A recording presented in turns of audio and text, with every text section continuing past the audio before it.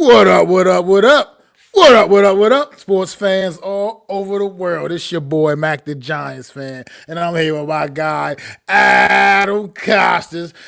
Sion Zenith was a little under the weather tonight, man, so he won't be joining us, man. This is the Premium Takes Podcast. Let's go.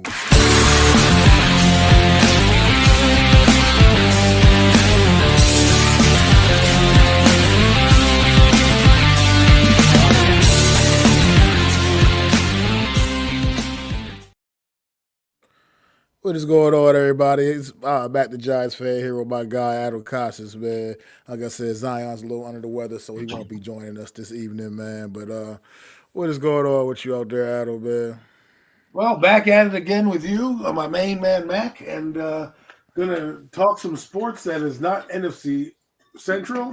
Right, this will allow us to give us a little bit more depth to our perception, so you people know that we know a little bit more than just the NFL.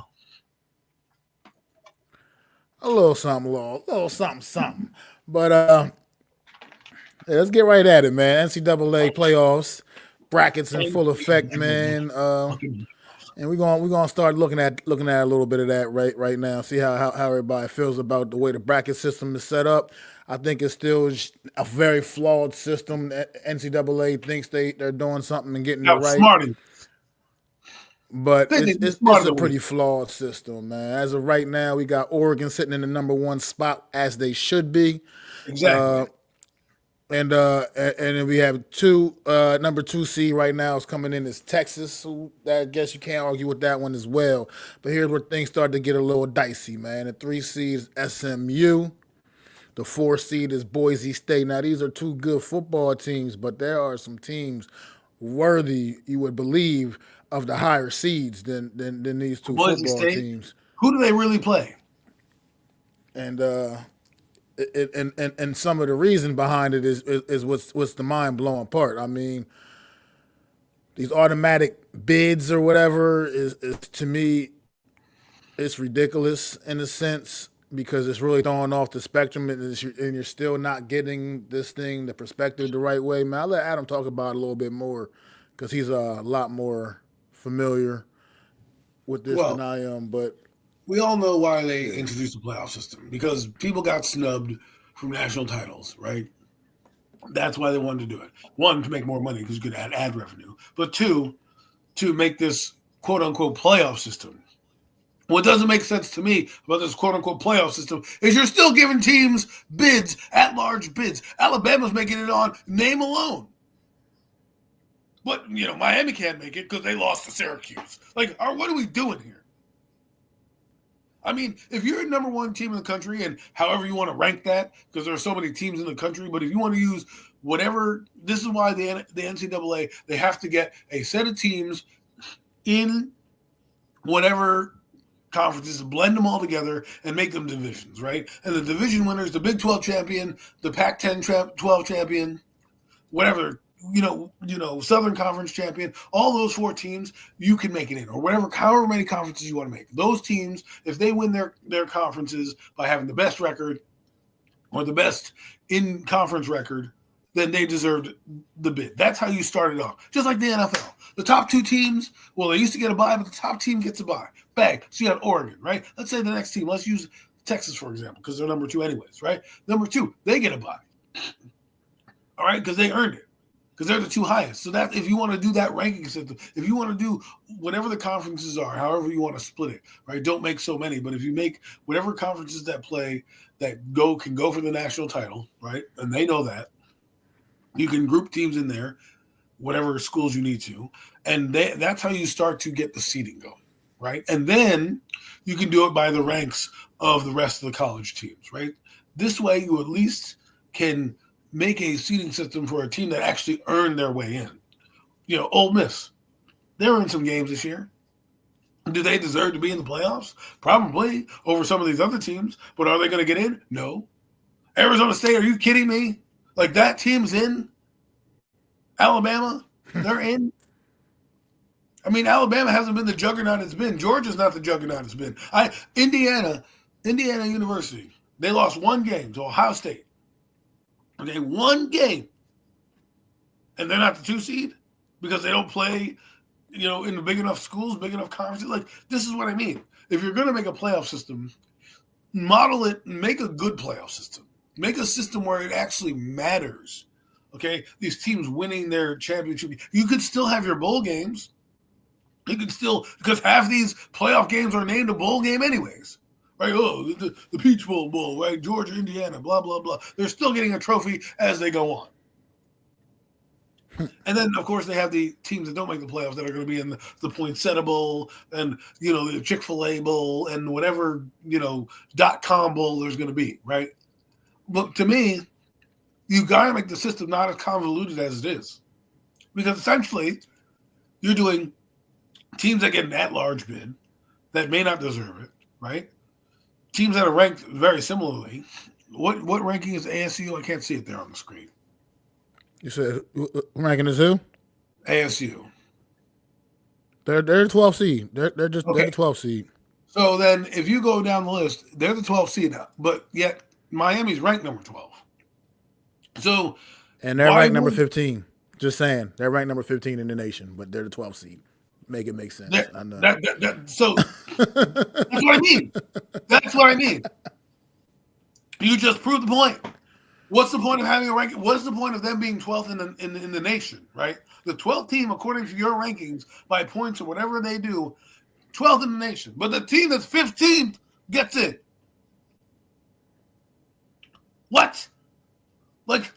I can just my humblest of opinions, because like I said, I'm not the smartest man in the world, but what the hell does the top 25 even mean? To me, it seems like the top 25 means absolutely nothing, because if you look at this bracket, when you look at the bracket, it's quite ridiculous that why aren't just the top 12 teams in the nation, the top 12 ranked teams in the nation? Why is that not your field right here? That should be your field. That's what the top 12 teams in the nation.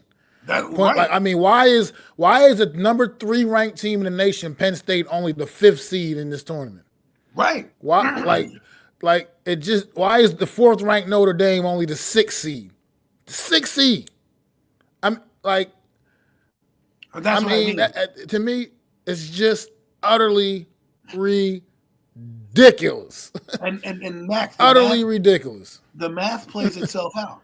The math can play itself out. You can give the 2 teams a bye, right? The seed 1 and seed 2, right? That means 10 other teams can play that game. You have 5 games going on, right? If you want to make all 12, you could have more than that going on, right? Okay? But you could make the seeding that way. You could have 1 versus 4, 1. You could easily make it like that with the top 12 teams. But you're doing a ranking in that bid. So again, like you said, like I've beaten the drum before, what's the point of ranking the top 25 if first off, most of the teams are going to be in the freaking bowl games anyways? 1. And 2, what's the point of that? If you can lose 1 game and not make the playoffs, what's the point of me playing, coach? Why do I care? How am I going to get a national title? You think Miami, who has arguably one of the best quarterbacks in the nation, who has elevated his team, who deserves to be on a big stage, is now getting usurped by a team in Arizona that's not even as good, that's not even ranked as good, which means their record is probably not as good as theirs? Because if you're 15, that means Miami would have to have a better record or better strength of schedule or something to move up the ranks. So why make a ranking system? It's like, doesn't make sense. 1 through 25. Just erase it. Just make it by your record. Absolutely. I mean, I agree. I just don't. To me, it just doesn't make sense. The top 25 is like, what are we doing this whole ranking all season long? Like, if it means absolutely, if it's going to pretty much mean nothing when you come down to it. Like I say, because if you look at, to me, there's no reason why the 15th ranked team in the nation should be in the playoffs, which is in a 12-team playoff. Like, that doesn't make sense. Right. It is nothing. The math isn't mathing right.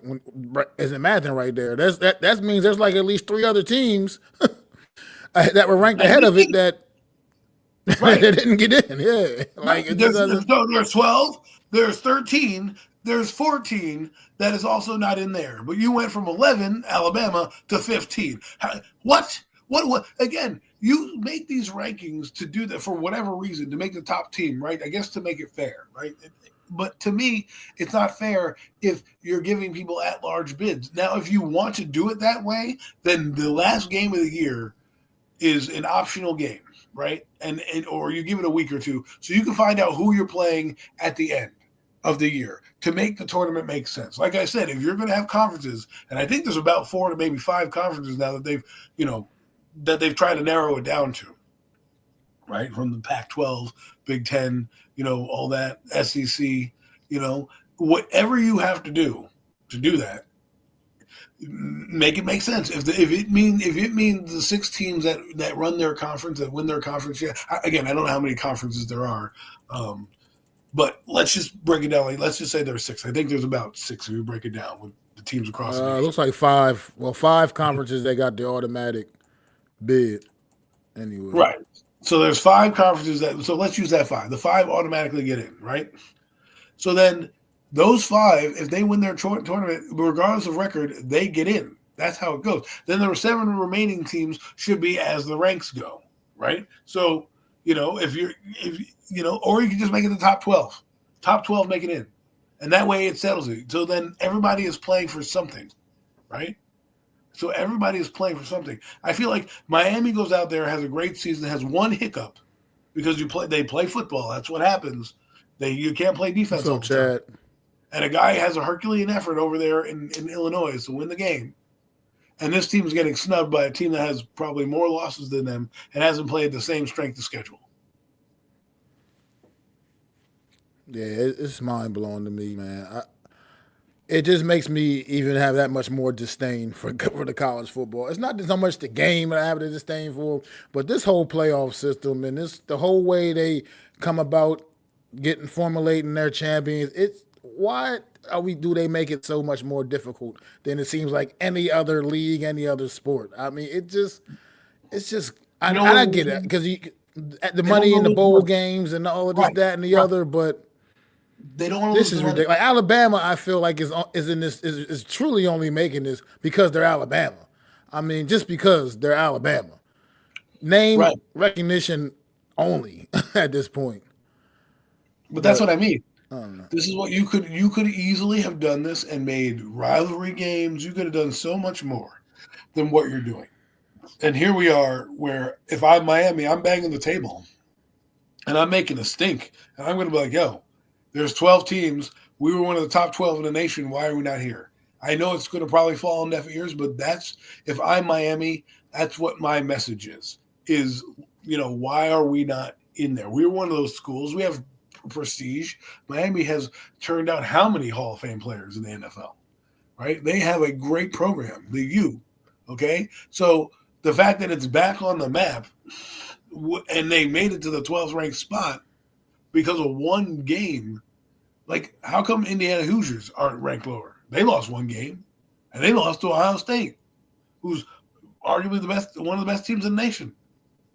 Miami lost to Syracuse. So why is what is the difference there? I mean, Indiana, it wasn't even a contest with Ohio State. At least it was a competitive game in Miami. So if you want to go with points, like, oh well, you know what, who outscored who? Right, if you're going to do common opponent, I would believe Indiana in their last game got outscored a lot more than Miami. If you were to do it like that, like there's got to be a different way to get it in. And I know some teams don't be there, and I think they're doing that playoff so they don't get like TCUs of the world, like trying to sneak in there. But again, if you're going to make a playoff system, make it easy on us, the fans. You're still keeping your bowl games.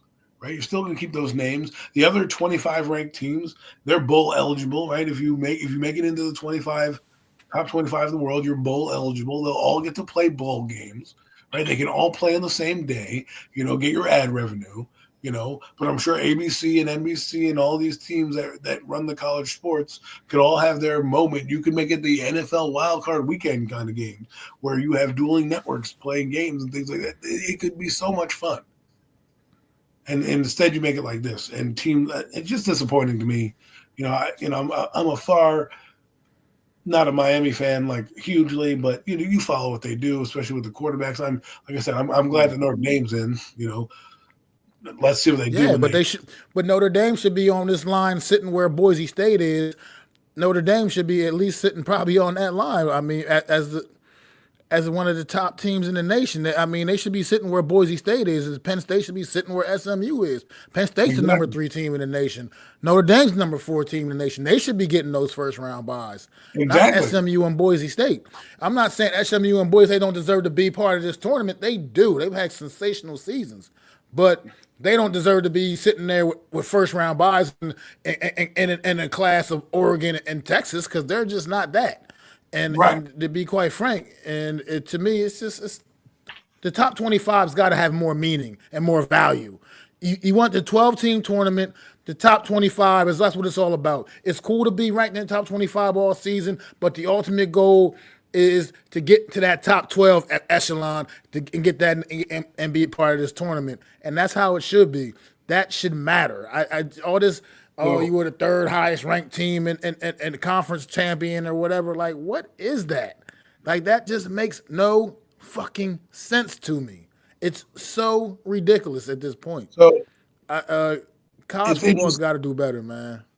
You're looking at it here, right? You have SEC, Big Ten, ACC, and a Big Ten at large, 4th team from the Big Ten. Like, okay, there's got to be more than just the Big Ten, ACC, SEC, all that shit, right? You can't just say, oh, well, this team because they're the 4th team.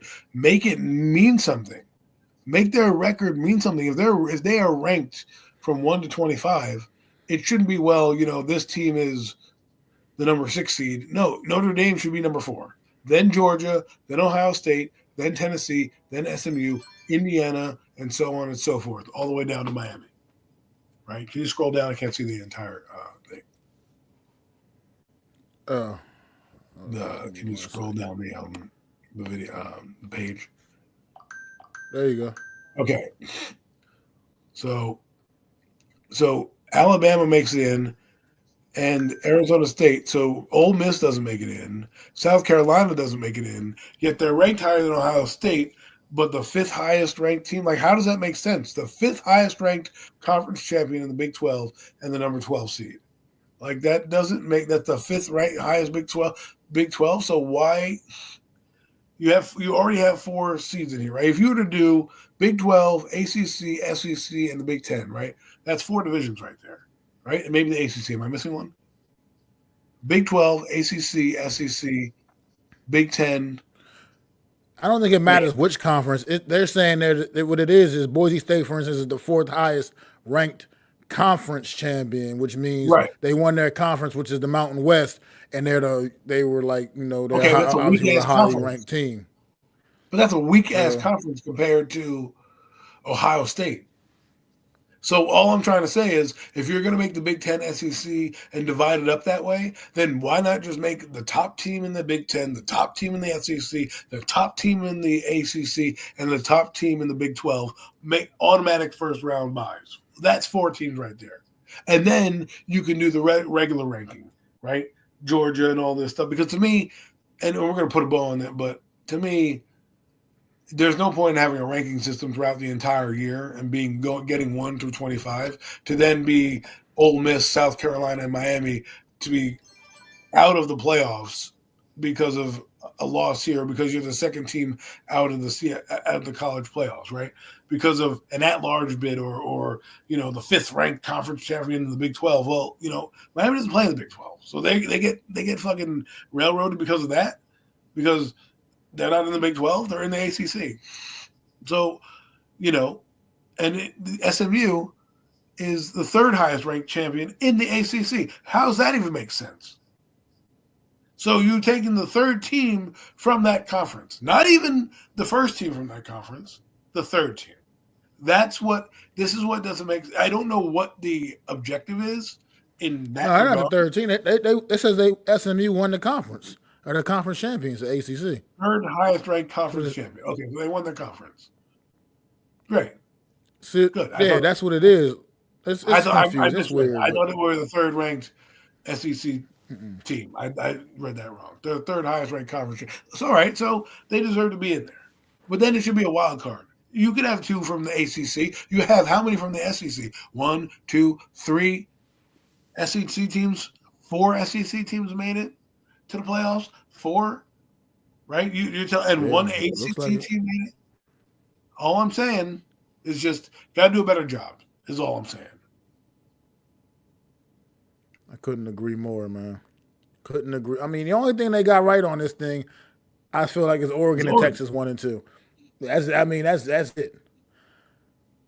As it should be. Texas at 2. Texas at 2 as well. Like I said, that's like what they got right. 1 and 2 to me are like slam dunks to me. That was correct. After that, it's spicy at best, man. But to me, these are the ranked teams, right? This is what we're talking about. So this is not just their seeding, but also their ranking that you're giving them. So on the left is their rank, right? So if that is correct, 1 through 12, then that's it. Miami makes it in. Ole Miss, sorry, you didn't make it in, right? It shouldn't be a technicality. Well, you're the third best team in the conference. You know, if you're making a conference, then do the conferences, those 4 or 5, however many conferences you want to put in there, 5 automatically make it. Then if there's another Big Ten team that outplays Miami because they got a better record, then do that. But don't do it the way you're doing right now. I feel Miami, Ole Miss, and South Carolina are getting snubbed for no reason. So it's like basically looking at this according, it seems like, I guess, the 5 top ranked conference champions get automatic bids. Okay. But that's still like that's fine. I don't know. Then if that's the case, then you need to figure out a different ranking system because it can't be 1 through 12 here. It's got to be, you've got to make it make sense in terms of like, okay, Oregon is the top, won their conference, is undefeated. They're the number 1 seed regardless, right? And then there's another team, maybe they're undefeated or lost 1 game. Boom. Those top 2 teams in the nation go. But then you have to this is where it gets convoluted, right? So that's why I'm saying if you just make the ranking system, those are the teams that make the playoffs, then you don't need to worry about the Big 12 champion. Just bang. Top teams make the playoff. Top 2 get a bye. The rest of the 12 teams play on the next 2 weeks, however long you want to give them the bye, whatever it is, and bang, away you go. We just solved your problem. Solved your problem in 2 seconds. Hey, how you doing, Durple? Thanks for stopping in, man. Appreciate you. 12 teams. Top 2 get the bye, rest play, bang. You go in where you go in. So if you're the 12th seed, you're playing the highest seeded fucking player. You know what I'm saying? That's how you want to do it.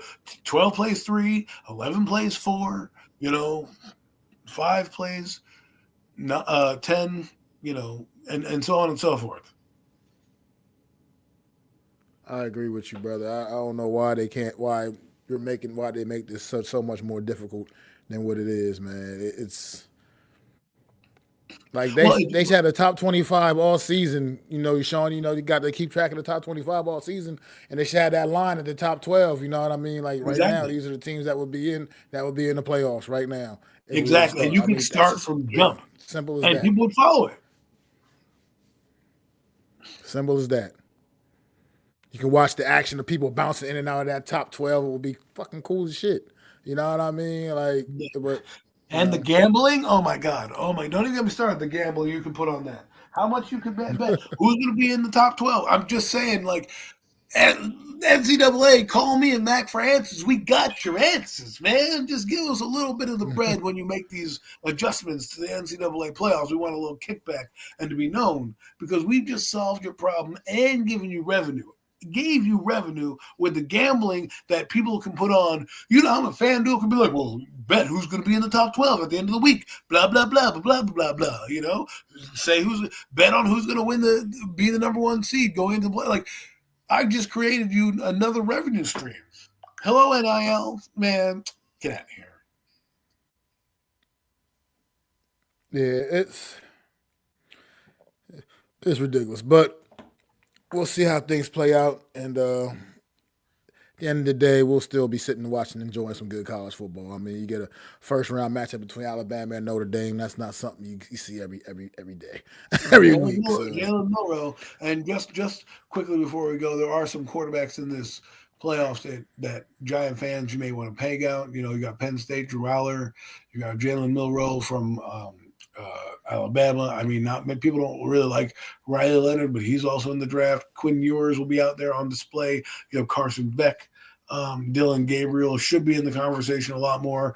I don't know why he's not getting the same smoke, but about 6 guys, and there are probably a couple more that I'm missing, but at least 6 guys in the playoffs, and not to mention the running back from Boise State, who everyone loves as well. So those keep your eye out as the postseason goes on for those 7 guys, and see how they raise their draft stock and move the needle going forward.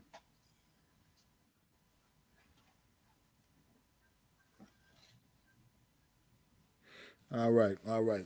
Well, let's briefly touch on something else. Like you said, switch gears. I might throw you a curveball here, Adam. Oh, But we're gonna go to a little baseball, man. A little baseball, real quick, man. Just something that's been floating around, man. That the major MLB is thinking about implementing the Golden Bat Rule. a new rule change, the golden at bat rule. Yes, indeedy. Can I don't know you, how much you read up on this my friend? rule, and My friend explained it to me. It's kind of like giving another person another at bat, so to speak, in the lineup. But I'm sure you're going to explain it better than I can. But I have a question about it. So please enlighten the fans on how this rule is going to affect teams if it gets passed. well, I mean, a rule would allow a team to choose one at bat in every game, where they can send their best hitter to the plate, even if it wasn't their turn in the batting order. Basically, you can just be like, "Shohei Ohtani, all right, buddy, you're up again. Even though you just batted 2 batters ago, you're back up to the plate again, buddy." But how many Like times can you do that? Once? you only do it once a game. You only do it once a game. But even still, it's some rule changes just don't need to happen in my opinion. And this is like this to me, like I don't want to. Why would you want to see something like this in Major League Baseball, man? Like where you can just okay, I'm gonna just send Aaron Judge back up to the plate again, even though he just batted in the last inning when we were last at bat. He just struck out, but now we're gonna Well, send that's him what I back to the mean. plate again, see if he can redeem himself. Like Well, I I don't mean, get that. let's break that down real quick. If you're Aaron, let's say you're Aaron Judge and you're the last at bat, right? You're the third out. Now, do I get to make him the first out in the next inning? Like, like technically, oh, he had his 3 strikes, but you know what? I think the new pitcher that's coming in can come in. I can put him back up to bat right after he just batted. Is that how this rule would work? Yeah, I guess so. Technically, yeah. So technically, if the guy bats and gets a strikeout or is the third out of the inning, he can technically then go back up to the plate if they wanted to and say, you know what, this is our one at bat per game. We're going to try to score some runs here. We're going to put him here again, and then he's then back in the same spot of the lineup again, right, for the next Yeah. step, He'd right? So still he'd still be in his same spot in the lineup again for his normal spot in the then lineup. Exactly. reset. It's See, if you do that, the rule should be this: if you move the guy, he has to stay in that position the rest of the game. So if you moved him to the fourth batter, right, and you're because you think that that's going to do it, or let's say whoever the fourth batter is, it doesn't matter where they're hitting, but that's the fourth designated person in the lineup as you go through. Well, guess what? Now your guy is in the fourth position, and he switches the position with the other guy, or something like that, right? So because that's how to me it would make more sense, and then less people would do it because I feel like people are going to fucking smudge that rule all over the place, like oh well, let me put him here and let me do this and let me do that. Because think about this: if you do it strategically, you could technically know in the lineup you have, let's say it's Judge, Soto, and I forgot who the third guy is. But let's just say Hotani for a minute, just random guys, right? And let's say Judge is coming up. He's already been in this inning, but he's coming up again in the top of the order, right? But you have a long at bat, right, in the inning. You put him back into that inning, saying he's going to hit in this inning. So he'll not only will he have got the hit in the inning, but then he's leading off the next inning. Like I just feel like there are going to be such different ways you can manipulate this rule to favor you. I I'm think just where thinking, you really will see it come into play is situations like, for instance, in the playoffs. Say you're at like 10 how the lineups go. Like the back end of your lineups are usually your weaker batters. You're not your Yeah. more prolific batters. You know what I mean? So say you're at that part of your lineup and some reason you got the bases loaded or something like that. You know what I mean? You get the bases loaded up and you're really trying to cash in on that. And then it's like you slide an Otani in there and like that, and which would be maybe taking the back place of your pinch hitting for your whoever's ninth in your lineup, somebody who's pretty much probably your weakest person at the plate. You know what I mean? And then you can kind of take advantage of it in situations like that. And I think that's where you would see it come into play a lot in situations like that. But I mean, have to be pretty strategic with it. But at the end of the day, to me, it's just like this. This kind of rule doesn't have a place in the game to me, man. It's you're trying to do too much, and I'm seeing that across sports. Period, with some of like things that sports are trying to incorporate. It's not that I'm scared of change. I don't like the change, but let it be positive change. Like the pitch clock. That was a positive change. You know what I mean? That was something like that. That was positive to the game. That helped the game. That to me, that improved the game. It kept the flow of the game, made the flow of the game better. It kept things moving. You have pitchers out there grabbing their fucking balls and hanging on and fucking taking 10 minutes for each at bat because they're fucking taking 2 minutes in between every fucking pitch. Like, to me, that was a good rule change. This, to me, doesn't improve the game. That's just how I feel about it. It doesn't improve the game. It's just some other little stupid, flashy rule that to me it's just tomfoolery to me. But that's just how I feel about it. I don't know if you have any final thoughts on it before we. Well, I'm all right. I mean, I just think they're trying to get more eyeballs to the game and do something fun. Just you did the clock, that's working. This is to me going to get a little messy. I think you need to figure it out. Indeed. We talk a little football, huh? That's what we do best, right? Talk a little football, man. NFL, man, is in full effect this season. It's been a weird season in 2024, man. It's been a lot of highs, been a whole lot of lows, man. A lot of bad teams, a lot of surprisingly bad teams, man. We were talking about this a little bit yesterday. Thought we'd bring it up, and share it with the audience a little bit, man. How do you feel about some of these teams like the Dallas Cowboys, the 49ers, the Cincinnati Bengals, for instance? Even the Cleveland Browns you can add to that because they came in with some expectations too that they didn't quite live up to as well, man. And how do you feel about some of these teams tonight and like some of these teams that have been disappointments throughout this 2024 season? Well, how's it going, Steven? We'll be picking those games in a little bit. But for me, disappointing. I mean, I guess if I'm a fan of their team, disappointing, right? The Cowboys underachieved a little bit. They've had some turmoil, but we thought they could weather the storm. At least I did, because they always have drama, right? So that's a little interesting. The 49ers is one that's really I didn't think they were going to be struggling the way they are. It really goes to show you how much Brandon Ayuk meant to that offense. More so than Deebo Samuel. I think Deebo Samuel the book is out on because obviously they still have Kittles and Samuel and they're still not scoring the same amount. But Brandon Ayuk with that deep speed really helps that offense. And they lost Christian McCaffrey as well, who also is going to IR right now, right? So they've had a lot of injuries, and that's what the 49ers do. Whether they keep their coach, that's going to be interesting to see. The Bengals are shocking to me. You want to talk about an MVP season that is going by the wayside and no one's going to talk about, is Joe Burrow. Joe Burrow is having an epic year, an absolutely epic year. And it won't go unnoticed because his team is dog shit, and, that is something that we get to. And it actually brings me to a point I need to kind of get off my chest, because there's a guy over in Buffalo who's doing everything he can to get that team its first championship.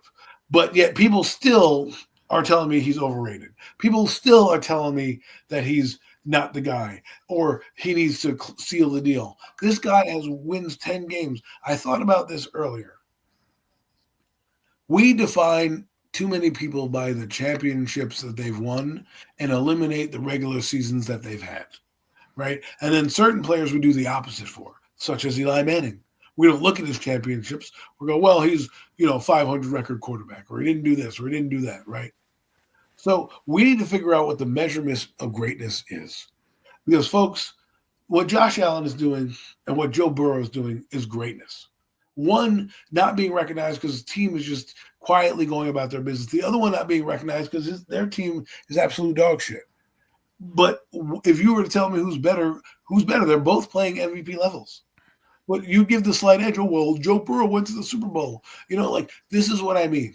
We need to appreciate what's in front of us before it's gone. Because one day these guys aren't going to play. We're going to be sitting here saying, oh, you remember that guy, Josh Allen? He was such a great player, but we're not going to put him in the echelon because, he doesn't have a championship. But you know who will?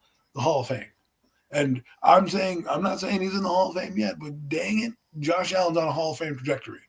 And if you don't, and so is Joe Burrow. And if you want to sit there and mess around and, nitpick about certain things, fine. But I'm going to watch greatness. Because not everybody wins. Last I checked, they crowned one champion a year. One. That doesn't define who you are in your career. Yes. Do we talk about, Peyton couldn't get over the big game, blah, blah, blah. If you looked at his stats, Peyton Manning would still have gone down as one of the best quarterbacks of all time. Right? That's how we do it. Like Philip Rivers doesn't get the recognition he deserves. Has broken passing records left and right. But we dog him because he didn't go to the big game. Oh, well, he's not. But was he not one of the best passers of his era? Was he not? Didn't he not make the benchmark? Did he not go to playoffs and win playoff games but beat Tom Brady? Like, this is what I'm talking about. I know I'm off on a little tangent, but I've just wanted to. This has been bothering me, and I wanted to wait till our NFL segment to bring it out because people aren't going to recognize Joe Burrow for what he is. He should be in the MVP race. He really should. His team is dog shit, but that doesn't diminish his performance. He's having a great game, right? You look over at Pittsburgh, right? They got Russell Wilson. He's doing great over there. I know we didn't do it in Denver. I didn't think Denver would be as good as they are right now. That's a surprise team to me. If you want to talk about surprises, Denver's a surprise team. 8-5 with a rookie quarterback. Washington. I didn't expect this. Did you? Nope. I mean, to be a little up and emerging team, but that not what they are. I thought the Bears would be better. I'm a little surprised by them. I thought they would be slightly better. I didn't think the Eagles would be as good as they are. I thought they would be good, but I didn't think they would be like top 4 good. Arguably the number 1 team, right? Green Bay is interesting. There's a lot of teams though that are just like kind of middle of the road, like the Colts. He brought up a good one. I think the Vikings are a big time surprise team this season. As well, the Vikings have opened up eyes. I believe Sam Darnold's elevated play this year. Well, this team, nobody had this team. People had the Vikings, I think, finish pulling up the rear in the NFC North. A lot of people that I talked to before this season had the Vikings pulling up the rear. I didn't think they were going to be. I didn't think they would be bad. I thought they'd be wild card good, if that makes sense. Right? I didn't think they would be bad, but I think they'd be fighting for a wild card. I didn't expect them to be, this good. People had elevated the Bears over the Vikings coming into this season. I did. With the Bears with getting Caleb and getting some of the other pieces they added to that, especially to that offense. A lot of people I just talked to really thought the Vikings were going to fall off. And then the Viking situation with bringing in Sam Darnold and having the rookie J.J. McCarthy, possibly whichever one of them would have been the quarterback had J.J. not gotten injured, but that's a different, Sam Darnold's a guy now. Sam Darnold should be in the MVP conversation? Not quite. Not quite. I don't think his numbers are screaming MVP. He's having a tremendous year. I think he could be in the comeback player of the year. I think he's 1,000% should be the comeback player of the year. But I don't think quite MVP. I think there's guys that are just doing some MVP-like stuff. Like you said, Joe Burrow being one of them. By the way, Joe Burrow's numbers on the season, man, 3,337 yards, 30 touchdowns, 5 interceptions. So those are absolutely Hey, Matt, MVP didn't like I running. hear somebody tell me 15 touchdowns was a good year? Like, this guy's got 30, and there's 5 games left to go. 5 games left to go. You know, let's just say he throws half a touchdown. What does that mean? Like, he throws one every other game. That's still like probably 2 to 3 touchdowns. He's going to have, at worst, 32 touchdowns, right? At worst. At best, he's probably going to get close to 40. It's that I was about to say that, Steven. Yeah. The Falcons are very disappointing. I thought they'd be closer to a Super Bowl bound team, but they are struggling mightily. I, I think Achilles I injuries are not good for quarterbacks. yeah. I thought the Falcons were going to come out and pretty much dominate the NFC South division, and they're still in a dogfight with the Buccaneers right now. So How do you feel that's about the definitely Packers? going to want to keep an eye on down the stretch. About the Packers, I think the Packers are a very good team. I think the Packers, in my opinion, are the third best team in the NFC conference right now. I believe. What are your top Like I teams? said, you got Detroit. I mean, and as far as just the NFC, I got Detroit and the Eagles number 1 and 2, and then I got the Packers, man, coming in at three there Okay. for me. I just like what the Packers are doing, man. They do it the right way, man. They play solid defense. They run the ball well. Jordan Love, he makes the plays when he needs to. He's been a little bit mistake prone this season. I mean, he's got to be a little careful with that, but he's been pretty sharp, and I think even though Green Bay record, I mean Minnesota's record is a game better. I still think I like the Packers a little bit better, man. I think the Packers are, to me, a little more complete, and I think they're a little better, honestly. And I think we'll get a good look at that tonight when that game kicks off against Detroit tonight. Well, it's interesting. I think it's going to be great to see these teams in the playoffs, right? Because we're going to have a lot of winning teams in the playoffs this year. We're not going to have like an 8-9 fucking booty ass team sneaking in. We're going to get, unless the Commanders completely collapse. That's a different story. But there should be some winning teams in the playoffs this year, and it'll be interesting to watch. Because I really want to see Philly against Detroit. That's really what and I'm interested in this game tonight.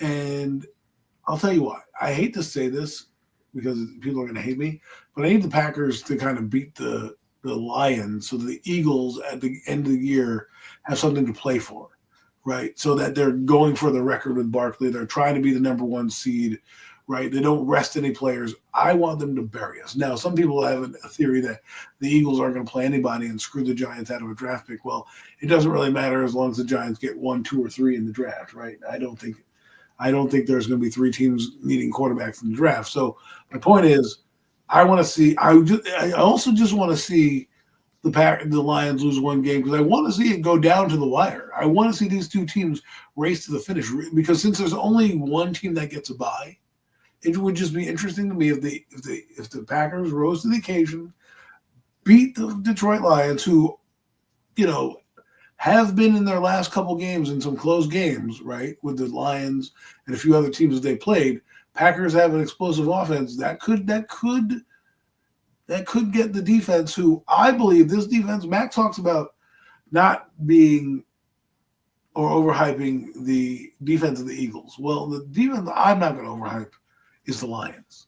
I think they're an adequate defense. I think they do a lot of what Max said yesterday about the Eagles is that their team is so strong that you have to basically play mistake free, and that's what they take advantage of.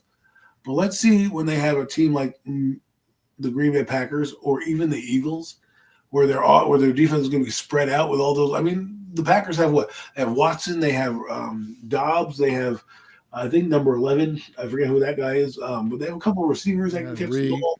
the kid Reed, Yes, the Reed whatever. and Jared Reed. That's who it is, number 11. And then they have the tight end as well, Laporta, not Laporta. Who is it? It's Kraft, yes, Kraft, that's it, the something, tight end. something Kraft. So, I can't remember his first name. Yeah, but my point is Tyler Kraft. Tyler Kraft, I think his name is. So they have yeah, him that who's sounds coming to right. their own. Let's see if tonight, and we can go into picking games, I guess, right now, since I'm headed that direction. I think tonight is a big game for the Lions than the Packers. The Packers have nothing to lose. They're in where they're in. They're probably going to end up the 5th seed if it's all said and done, or whatever it is, the 4th seed. the 5th seed or 6th seed, right?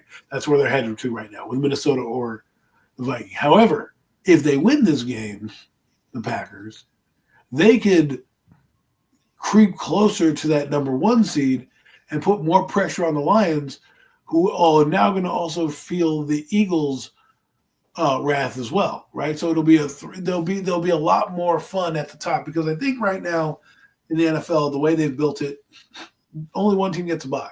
So if you're going to make one team get a bye, I want to see the best teams duke it out till the end and make it a game. I don't want people resting and doing all that, because that's essentially why you got rid of the 2 byes, right? Because you essentially wanted teams to not tank and have to play all the way out. Well, guess what? I want to see it. I want to see this play out, baby. I'm going for the Packers tonight, Mac. I don't know who you're picking, but I'm saying go Pack, because I want to see a crazy, weird type of, earn the number 1 seed. You know what I'm saying? Like, I just want to see the Eagles and Lions race to the finish. Well, tonight, as far as tonight's game go, I'm taking the Packers, but I'm taking them Really? because Detroit is coming into this game hobbled. They're I mean, defensively at least, I think they'll still have the ability to score points on the offensive side of the football, but I just don't think they'll have much of an ability to stop anything the Packers are going to throw at them, because defensively, the Detroit Lions are coming in pretty beat up, apparently, with like just an insane amount of injuries on just that side of the football. I believe up in the teens, as a matter of fact, like up to 14 or so guys on that side of the football are banged up for the Detroit Lions. Now I don't know how many of them are actually playing or not playing. Interesting. It's a mess. It's a mess. It's a mess though, and I think Green Bay will be able to take advantage of that. I mean, they run the ball great with Josh Jacobs, obviously, and then Jordan Love spreads the ball around as good as anybody and any quarterback in this league, man. He spreads that ball around. All his receivers, they all get a little bit, get some. And I think they're going to be able to take care of Detroit tonight. I think, as I was speaking with one of my coworkers earlier, I believe, like he said, man, I tend to agree with him, man. I think Detroit kind of needs this anyway. They kind of need to take an L and kind of refocus and get their minds right, man, as they get ready for their playoff push. But yeah, I think I like Green Bay tonight in this one on Thursday night. It should be a great football game. However, man, I can see this game. I can see both teams scoring potentially up into the 30s. But I think when it's all said and done, Detroit's just not going to have enough stuff, man, to stop Green Bay tonight on the defensive side of the ball. Well, that's interesting, because I thought you were going to go with Detroit, but I'm wondering how big those injuries will be, because are they going to be long enough where teams might come in? You're going to play. I think they play the Vikings at the end of the year too, if I'm not mistaken. The Lions. I think they have a couple more divisional games down the stretch. Will that affect them? Where they drop a game or two? Because let's say they drop a game against the Packers. Okay, fine. I mean, but if they drop another game, end the season with the Vikings, and they still got the Bears to get in one more time too. Okay, so 3 divisional games, 2 against some solid opponents. Let's say, for argument's sake, they lose this game tonight, right? And somehow the Vikings and the Lions are now and the Packers all have similar records, right? Or close to it. Because if you think about it, the Lions, let's say the Packers and the Vikings have 3 losses or 2 losses. That game at the end of the year could be for the number 1 seed. You know what I mean? Like the Vikings only have 2 losses.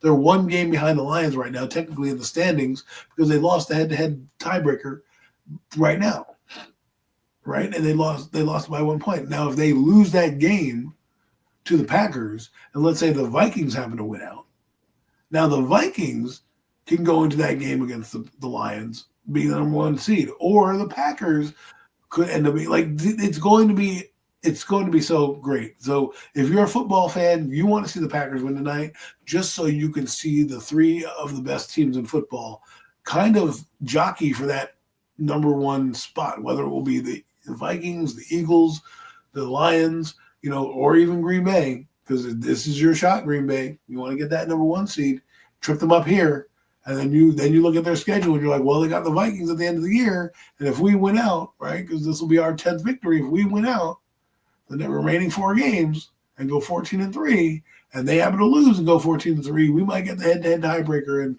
and get that number 1 seed, or at least be the number 2 seed, and then people have to come to Lambeau Field as opposed to Ford Field, right? So I'm just saying. So a lot can still happen, man. Definitely a lot that can still happen there. But let's look at a couple other games. You want to look at a couple other games on the schedule, man? Sure. We're not gonna go through. We don't have to go through all of them. Definitely don't have to touch on the ones we touched on yesterday on the Real Deal NFC East Roundup. If you missed that, make sure you tune in each and every Wednesday. You get me and Adam 5:30 p.m. Eastern Standard Time, talking all that NFC East talk, man. Catching y'all up on all the latest in the NFC East each and every Wednesday, man. So make sure y'all tune in. But that was a shameless plug, but hey, we can do what we want on our show. That's what we do here. Let's talk about this one here, man. Let's talk about the Falcons and the Vikings, man. Talking about we're talking about the NFC North a little bit. Vikings, Falcons, man. Big matchup, man. Falcons desperately need this W, man. They need to figure out a way to get a win here. And what do you think about this one? Who are the teams? I'm sorry. Could you hear the second one? What's the game? Atlanta and Minnesota. Atlanta at Minnesota. See, it's a big game for both teams. Like we just laid out. Absolutely. The Vikings keep winning. I think it's even huge for the Falcons right now. Falcons desperately need this stuff. Here's why I'll push back a little bit. The Falcons don't have a division they need to worry about, right? Their expectation levels have changed, right? I don't think you're now a Super Bowl team. However, I feel your goal should be win the division, make the playoffs. You're in the division with Tampa Bay. Tampa Bay has struggled a little bit. I'm not saying they're going to lose. Tampa Bay's playing the Raiders this week. So this could be the game where things get tied, right? Or they lose ground. No, so they are tied right now. They're both 6-6. So so I don't think they're going to end up winning this game. I think Minnesota is. I think Kirk Cousins. If this is the one game Kirk Cousins is going to play good, it's going to be this one, right? He's hearing the noise. Michael Penix Jr., did we get the right guy? Blah, blah, blah.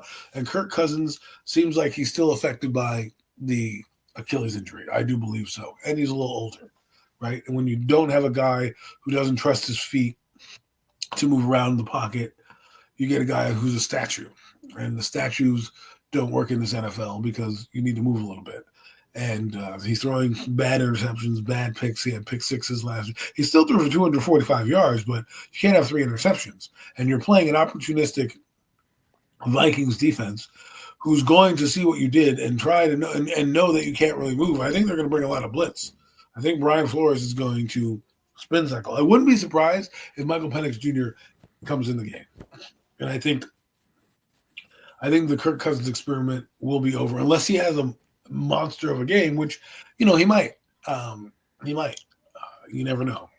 But I think Vikings are going to be too much for them. Yeah,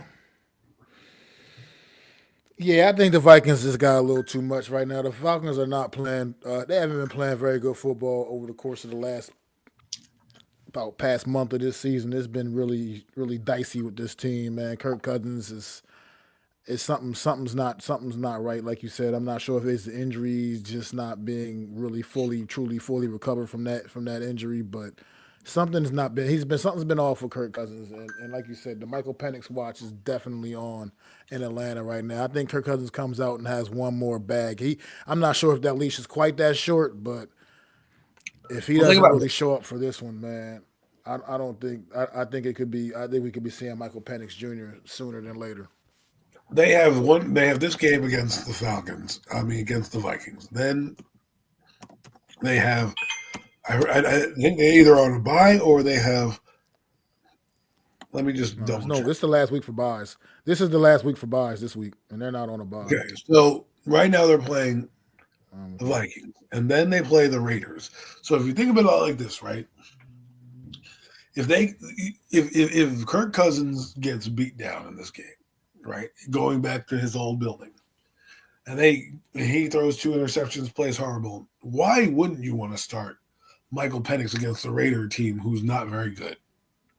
Get him some confidence, right? Because the next 3 games are, I would say, semi-winnable. You have the next 4 after the Vikings. You have the Falcons. The Raiders, the Giants, the Commanders, and the Panthers. Okay, excuse me. Not murder's row of teams. So if you can get through this game, let's say, and you can try to run the table, you might make it into the playoffs as a division winner at 9-8.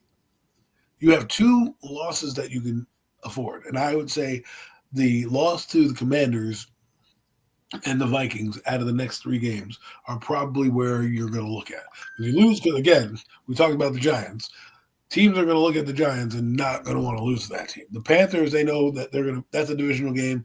They're playing a little better. And the Raiders, they're the other team that you don't want to lose to. If there's 2 teams in the NFL on the AFC and the NFC side, 2 teams you don't want to be, when you're in those meetings in Florida and you're with the coaches and you get, oh man, you lost to the Raiders. Ugh. You lost to the Raiders and the Giants. You know what I mean? That gets you fired. Shit like that gets you fired. It's true. You laugh, but it's true. Like we talked about the Saints game. I mentioned today that the Saints, whether we like it or not, are going to come in and play the Giants hard because that interim coach is not going to be that guy who wants to lose to the Giants. You know what I mean? You lost to the Giants, and now you want to be the coach of the Saints?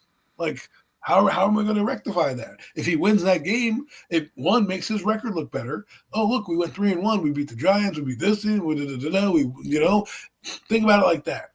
Same thing with the Falcons here and Raheem Morris. But if they do pull the leash, those are 2 teams I would love to see Penix against because they're teams that you should be able to win if you have competent quarterback play, right? So if you were to put in Penix, I think you could win. And against the Giants, me and Matt can beat the Giants at this point. So that's what I think. Like, I know this Viking game is crucial, but they've already beaten Tampa Bay. So basically they have to beat the Panthers and kind of just hold off Tampa Bay record-wise, and they might be able to get in. There's still a glimmer of hope. Yeah, well, let's see. Like I said, I think that really starts with. I mean, I hear what you're saying, and I know it is an important game for the Minnesota Vikings, but I just think Atlanta really needs us a lot more right now. At this point, I mean, Minnesota, they're right there neck and neck with Detroit, but I feel like I can see Detroit taking the L tonight, and if that happens, then Minnesota has a little bit of once again. It wouldn't kill them so much. Atlanta, they need this because there's only one team coming out the NFC South, so they have to win that division. There's not going to be multiple teams coming out of that division, so Right. So the Vikings, it's not going to be like them and the Bucks can still slip in or something. No, only one of them, whichever one of them wins the division is who's coming out of there. so the And the Vikings Falcons need. who play the Falcons have the Bears on Monday night, the Seahawks, the Packers, and the Lions. So you're right in the fact that the Atlanta Falcons need this game, but the Vikings need every win they can get because their last 3 or 4 games are against playoff caliber teams. Okay, you've got, divisional round Bears, they might be playing a little inspired even though they lost their coach. You got the Seahawks who are going to be scraping and clawing to win their division. You have the Packers who, if they win tonight, are going to look at you as a roadblock to getting to the division title, right? And then the Lions you play at home, which who knows where we're at with this team. This could be the battle for first or second place in the entire conference. So it's not going to be easy down the stretch for Minnesota. That's why I keep saying Minnesota's got to win a game tonight and they've struggled. If there's a team that could beat Minnesota, it could be Atlanta on Sunday because a desperate team. They barely beat the Cardinals last week, who you could probably say the Cardinals and the Falcons are kind of on the same level in terms of talent-wise and how they're doing in terms of standings. If they do that and Sam Darnold has a revert season, that could crush them.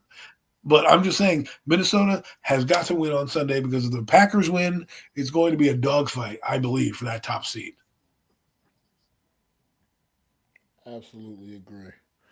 But You do got a showdown game in the 4 o'clock window on Sunday as well. Speaking of the Arizona Cardinals, since you brought them on up, let's go to their games. Arizona Cardinals at 4 o'clock window on Sunday, hosting the Seattle Seahawks. Showdown game in the NFC West. First place Seahawks, second place Arizona Cardinals. They one game separates these two football teams. How you see this one playing out, man? Oh, it's interesting because I don't know how I feel about the Cardinals. One minute they look great, and the next minute they look like trash. And they've always played Seattle pretty well. I don't know. I think Seattle's going to come in and beat them. I just think last week they could have broken against the Jets, Seattle. You remember the turning point of the game was that Leonard Williams interception. If anybody was watching, the Jets were basically dominating that game up until that point, and they were going to be up 28 to like 7. And that might have been a different ball game. That game changed the game. They kind of got life. And I think they kind of started to realize, okay, we got to put it together. The Cardinals, they are a streaky team. They have won some crazy close games and have taken teams to the wire like the Bills. And then, they've lost blowouts to Seattle in their building, right? So I do think the Cardinals do want a little revenge for that game that they played in Seattle a few weeks ago. I think it'll be a hostile environment, but I still think the Seahawks are going to eke it out. Well, a few weeks back, Seattle hosted Arizona, and they won. They won 16-6, I believe the score was. And but it was turned on a pick six. I mean, that game. Yeah, so that game was. I think you're going to get a similar type of ball game here out in the desert. I mean.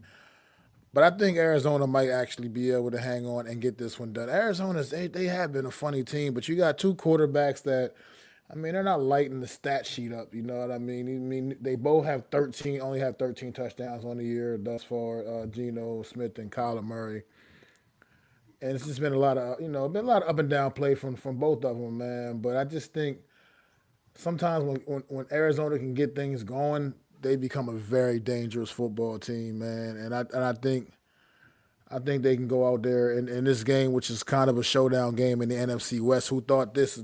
I mean, the Seattle and Arizona, man, fighting for a division title in the NFC West, while the 49ers are sitting in the cellar. And right the Rams now. are still flying for a wild card spot at least. So.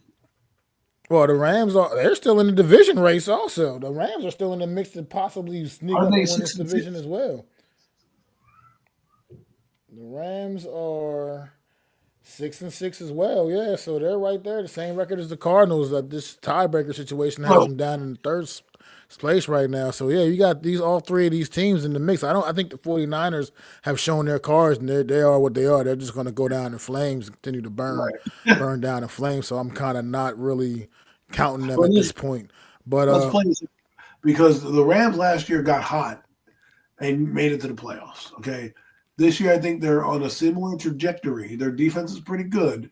If somehow Arizona wins and gets and the Rams win on Sunday, oh boy, that's going to be a fun race to the end. And I'm not going to bet against that Rams team who did it last year, where they rattled off 4 or 5 wins and got in the playoffs at 10-7.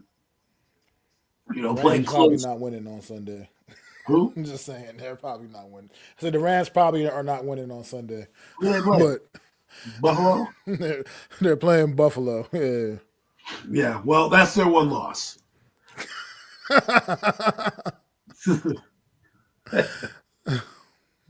never know. You never know. That's why they play the game. It is in LA. It's not out in snowy Buffalo. So it's out in LA. So man, I mean that game. I can't wait to watch that game.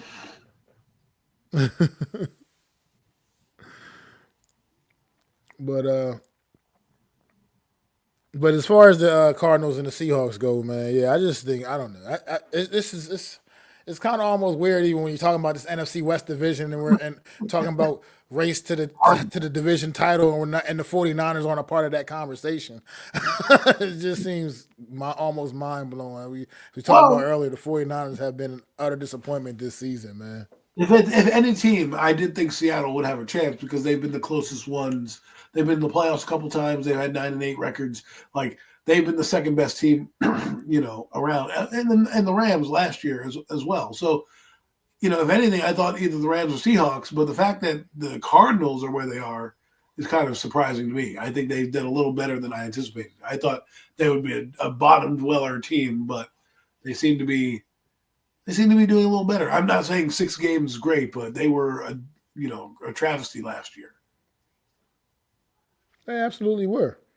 They were one of the worst teams in the NFL last year. They picked ahead of us of the New York Giants in the draft, so they were bad. I don't want to sugarcoat it. I'm kind of rooting for the Cardinals here because they don't have much prosperity in their history. I would like to see them go on a run here with their coach and stuff, and kind of put something together, and then get some validation for Kyler Murray, who I think is a good talent of a quarterback, but that's what he is. He's just a good talent. He's like a Jalen Hurts. That's what he is. A little. I think Jalen Hurts is better than him, but they kind of the same. I don't quite. I think Jalen got a little bit on him. I think, but well, they're very similar style. I get what you're saying. I get what you're saying. I mean, but Kyler Murray also isn't working with quite all the weapons that Jalen Hurts does either. So maybe that would make a difference if he had that at his disposal as well. He did throw pretty well when he had DeAndre Hopkins. So the weapons do matter. He did. I think Marvin Harrison. Well, the weapons matter to guys like Kyler Murray, who are very good players who need the guys to be great to be better, right? Unlike a certain quarterback who needed everything to be perfect to even function. He's like you're good enough to win us games, but if we get you a DeAndre Hopkins, it'll help us win. Like it helped them win until obviously he got injured, then it didn't work out anymore. But my point is that season with DeAndre Hopkins, he had a great year, right? And a quarterback like Kyler Murray, who thrives on having a legit threat down the field so he can open up run lanes for himself. That's why the run lanes work for Jalen Hurts, because guys are running double teams down the field with Devontae Smith and A.J. Brown that, bang, there's all that open space for you, and away you go.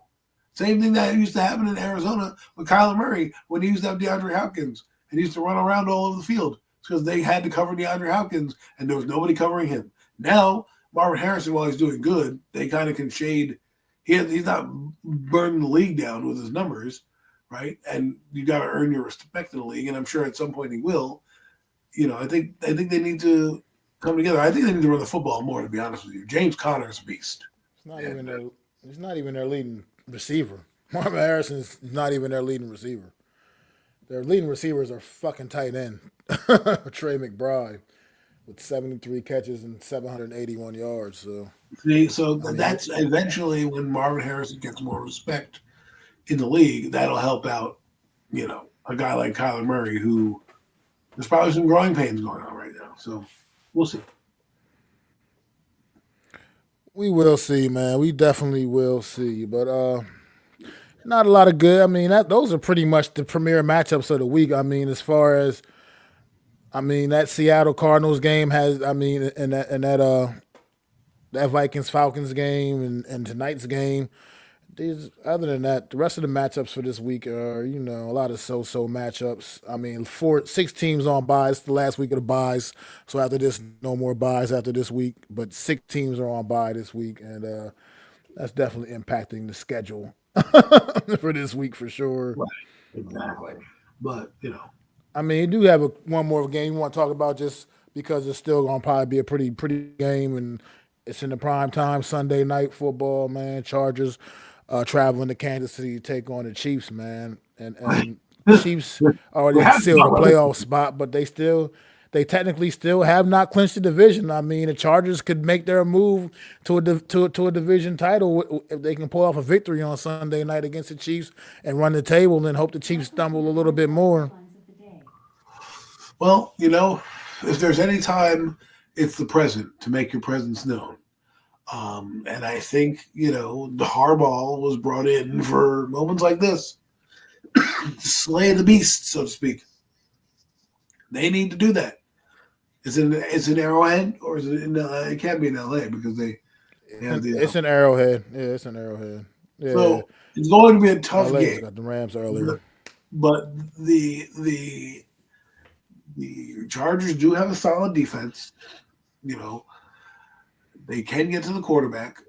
If you're gonna, I feel, and I hate to say this, I think there's a bit of a chink in the armor, um, in the a kink in the armor. Excuse me, with the KC, and I just think I'm not. I think a team like Buffalo, a team like LA, they need to capitalize on this team while it's kind of still finding its identity, right? Because they don't have Tyreek Hill, they have an aging Travis Kelce. A lot of the young guys are inconsistent, even though they have Patrick Mahomes. Let's be honest, they haven't had the same break. Patrick Mahomes hasn't had the greatest year of his career. I'm not saying he's had a bad year, but let's look at the numbers. The numbers don't lie. He's not having a great year. He's still Patrick Mahomes. I'm not going to doubt him. But what I'm saying is, now's the time. The vulnerability is where you need to go, right? So I think if we want to take this LA team for real and really believe that they have a shot at maybe upsetting someone in the playoffs, go beat the Kansas City Chiefs. Change the whole narrative. I agree, man, and I think it's going to happen. I think this Chargers team is like you said. They're better defensively than people give them credit for. They run the ball extremely well, and they kind of may be able to be that type of team that can hold the Chiefs off, man.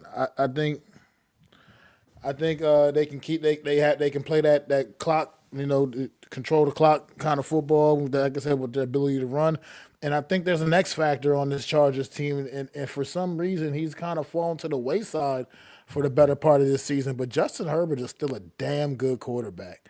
I mean, he is still a damn good quarterback, and I think a lot of people have forgotten that this season because he hasn't had the impact or the gaudy numbers that we've grown used to with him. But he definitely can still get the job done, and he's still very much effective, man. And he's starting to find that connection with his young rookie receiver and Lad McConkey, man. He is having a good So year. I think I mean it's solid. It's not like what we're used to from him, but at the same time, They've also leaned on the run game a lot more than we've Right. seen in the past, and I think people have forgotten just how good Justin Herbert actually is, and I think he can be a difference in this game as well. What's I wrong with forgot. the Chargers? I did not think Sorry. about Justin Herbert just because he's had I wouldn't say a ho hum year, but there's 5 games left, and he's probably going to end with like 3,300 yards, 3,200 yards, and maybe like I don't know, 18 touchdowns. And people are going to be like, he stinks, he's this, he's that. And I think people need to understand that they're trying to establish the run, and eventually the pass will come from that. So think about it like this is a boxer, right?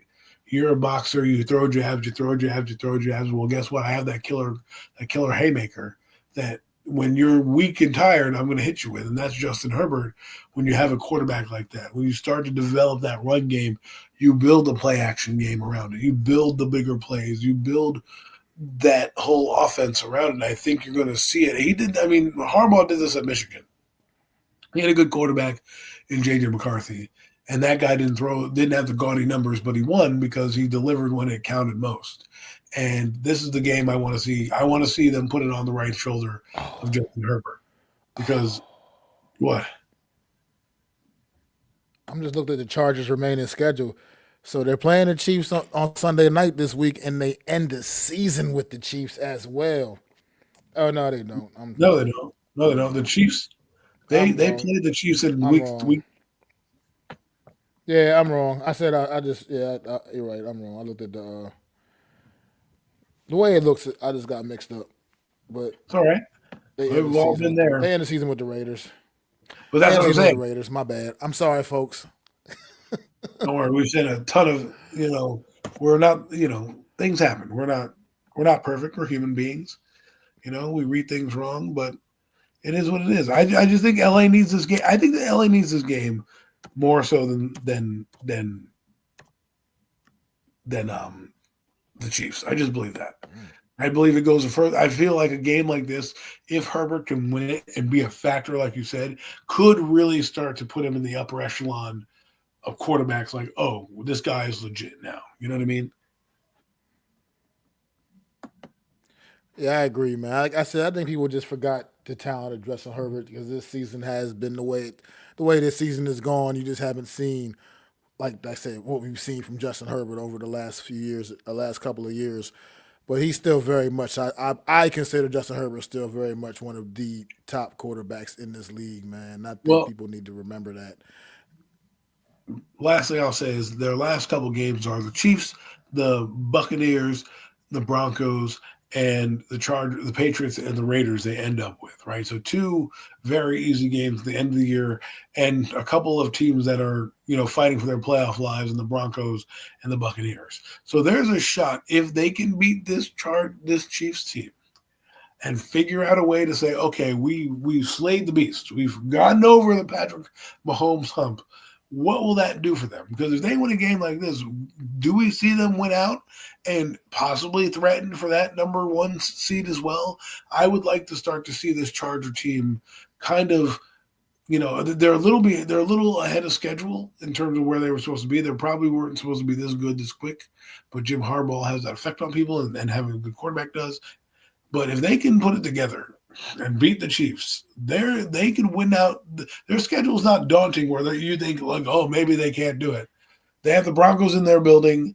They play the Raiders, and they have the Buccaneers in their building. Okay, you have two home games against teams that you can possibly beat. Go, and you're on a Thursday night. Chargers, let's go. Let's go. Chargers, let's go. Yeah, interesting stuff, man. Interesting stuff. But yeah, I mean, I don't, like I said, I don't think we need to talk about any other games on the slate. We talked about quite a few. We talked about the NFC's matchups yesterday, and like I said, nothing else really is looking all that exciting on this. Looks like some easy picks, but easy pick'ems for the week. But nothing's ever easy in the NFL, man, because all kind of Well, crazy shit happens. not But anymore. Especially these late season games yeah, where teams tanking shit, and they just don't give a damn. yeah. Fluke stuff happens. Fluke stuff happens. But do want to send one shout out to a New York Giant, Darius Slayton, nominated the New York Giants nominee for the Walter Payton Man of the Year award. Congratulations to Darius Slayton. Not a lot of good news to talk about with the New York Giants this season, so I figure any little bit of good news is, might as well at least bring it up and acknowledge the guy, man. Doing a lot of great things in the community apparently, and has been really a top citizen, however, whatever I'm trying to say. Yeah, outstanding Listen, citizen. that's going to put money on his pocket. That's going to put money in his pocket. I mean, you put that For on your sure. resume. I'm a Walter Payton Man of the Year nominee. You know, people are going to want that as well on their team to be a leader and things like that. Speaking of Darius Slayton, good luck with you, man. I don't know if you're going to make this team next year. I don't know if you'll be here. You've priced yourself out of things. It's not your fault that you're not going to hit those incentives that you're looking for because your quarterback was taken. Congratulations on getting nominated, but I think it might be his last year. I mean, there's a lot of things. There's a lot of funky things going on. Somebody said something on the radio, Mac, and I know that we have a little bit of time left in the show. This is a giant point, but it's something I wanted to bring up. I don't know if it was Craig Carr. It was Sean Morash. I don't normally like Sean Morash. I think he's a bit of a, on the radio, a bit of a blowhard, Mm-hmm. and he says some outlandish stuff that I'm like, but he said something today or the other day that was interesting. He's like, if the Giants might be tanking, he goes, because there's a lot of players that are now on the injury list that are going week to week that weren't week to week. Illuminor, they said, I had a bad leg day to day or whatever. Now he's week to week. Bobby Okereke, week to week. This guy, week to week. They don't practice. Are they Mm-hmm. are they tanking without tanking? Are they NBA style tanking now where they're going to rest guys a little bit and give them a little bit of rest? Because I will say this, I'm not surprised by it because Brian Dable kind of gave you that nugget a few weeks ago when he said, "Oh, we're going to work guys into the lineup," and everyone kind of pushed it under the rug. But he was really telling you, "We're going to take the starters off the field." Yeah, I mean, basically, I mean, I agree because yesterday, listening to Brian Dable, he still seemed pretty hopeful, like Bobby Okereke was going to be okay to maybe play on Sunday, and now all of a sudden, like you said, he's week to week. So it's clear. I think it's pretty clear what this team is doing, man. Listen, as But they're long as trying. I they, guess they're trying to do it a little more discreetly.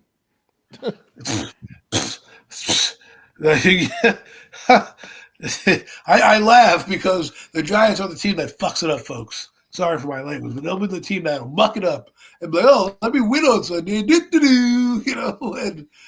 fuck up their whole draft stock. But I really don't think they're winning. I picked them to win this game just because out of a weirdness. But it's if the Saints come in and just play normal football and don't turn it over. Mind you, the Giants have one interception in 11 games. Apparently, is like the worst streak in like 40, 50 years. I mean, that's insane. There hasn't been a team, I think, since '91 that's not had an interception this deep. And then what the fuck is up with Tommy DeVito? 1 minute you tell us this motherfucker is best for business, right? And now he's a forearm, but he got snaps. What is happening? Like it even says here, Tommy DeVito, Bryce Ford Wheaton, and Deontay Johnson practice fully. But now you're giving the start to Drew Lock. What is you're lying to our face. There's a lot of weird stuff going on.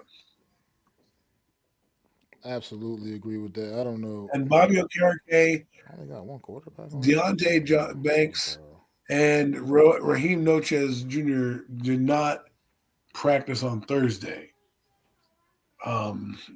Malik Neighbors, Jermaine Illuminor, Evan Neal, DJ Davison, Jordan Riley, Tyler Newman, Dane Belton were limited in practice. So if any of those guys get more banged up in these games going forward, you're probably going to see them get IR'd. I mean, Raheem Nochez has a neck injury, back injury, and a rib injury. I'm thinking this team is banged up, and even their backups are banged up. Imagine this, man. You're going to have Chuba Hubbard and Josh Azudu possibly starting as your starting tackles. Good luck, Sherlock. I mean, he feels good about having a full week of practice, of preparation. But that all sounds good until you actually get out on the game, get out there on the field. I mean, I think he'll have a better game, but I don't think they'll win. Oh, you can't have a much worse game. So I think he'll be like than what we saw on Thanksgiving. I think they'll score 100. I think he'll have like 180 yards and a touchdown. And if the Saints do anything, which is give the ball to Kamara and march downfield and score touchdowns like they can and they're capable of doing, this should be an easy walk in the park for them. If they do what the Saints do and Derek Carr does and throw pick sixes, it's going to be one of those things where we're going to have to like hit somebody and be like, "Yo, go down," miss that field goal. Wow. Botch that shit. Yeah, so we can't fuck this up, man. We cannot fuck this up. We can't. One more thing before we hope not, but you never know. We are the Giants, and we've been pretty good at fucking shit up for the last decade plus. But developing story, man, came in about an hour or so ago. Apparently, Bill Belichick, man, has done an interview with the North Carolina Tar Heel officials, man, about the school's head coach opening. What you think about that? Bill Belichick potentially going to the NCAA and forgetting about the NFL.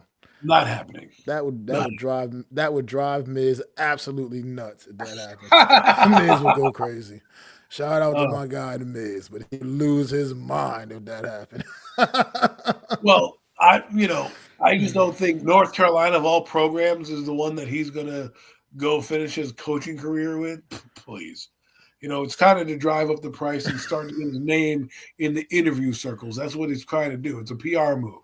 Oh, look, he's interviewing for this. Oh, look, he's interviewing for that. So then people start to get, once Black Monday happens, he's going to be a hot commodity. Now, the question will be, and we should start to, as the season goes, because I think, folks, and I'm going to put this out there now, we have about two more shows left in this month, I think. And then we're off Christmas break. I think we're all going to be away. So, yeah, you have this week, and then you have the 19th. So you have the 12th and the 19th when we have shows. So the next 2 weeks. But then we're going to be off for a week, and then we won't hit you back. So what we hopefully we'll do by the 19th is we'll probably have more of an understanding of where he's going to go and what teams might be aligning for his services. And then obviously Christmas and, January 6th will be Black Monday. For teams, or January 6th. Is it Jan 6th? I do believe it's the 6th of January. So that I just wanted to bring that out there to you guys, because what I'm trying to say is we're on the Bill Belichick watch right now, because we have 5 weeks left to go. Our team is probably dog shit. His name is circulating around with the New York Giants. We're going to see where the tea leaves are going to end up, but it's going to be interesting to see where he goes. I think he's going to Jacksonville, but that's just me. We will see, man. We will see. I'm gonna tell you, like I said, I don't want him in New York. That's not the direction I think this team needs to go in. But I'm not going to give you my thoughts. Only time will tell. It just I don't. If the Giants do that, then we're going to be in misery, because they always are thinking behind. I need you to be progressive. Think ahead. If you want somebody similar to him that's younger, Mike Vrabel's a phone call away. Yep. That's what I'm talking about, Adam, right there, man. We don't need we just don't need like the retread. That's what the Giants issue is. The retreads to keep going back, trying to bring back old nostalgia and history. Nah, fuck that. Like you said, you gotta be progressive, man. You gotta get something different in here. You gotta get something that is gonna come and change the culture. You don't keep hiring your buddies. Stop hiring your friends. Not saying Bill Belichick's not fucking qualified, but still, stop hiring your fucking friends. Not like that's ridiculous. I mean, it's been going down that road continuously, and it's gotten us absolutely nowhere. So I don't want to get fired up about the New York Giants. We're about to end the show. We're gonna do it peacefully, and we're gonna go enjoy some Thursday night football. We got a great game tonight. Green Bay Packers, Detroit Lions. Man, should be a great one out there in Detroit, man, in the Motor City. So I want to thank y'all for tuning in. Anybody who was watching, which clearly wasn't too many this week, but that's cool. We're all right. Just make sure you check out the replay. It'll be up on my channel, Adam's channel, Hardcore Sports Network, Zion Zainab's channel. Tune in. Make sure y'all go subscribe, like, all the good stuff, to help our channels all grow, continue to keep growing. Appreciate the support. Make sure, once again, we also remember our fallen soldier, NYG Jeffy T. Just throw them fours up for our guy, Jeff. NYG Jeffy T, man. Always here with us, man. Always. This has been another edition of the Premium Takes Podcast. Pass.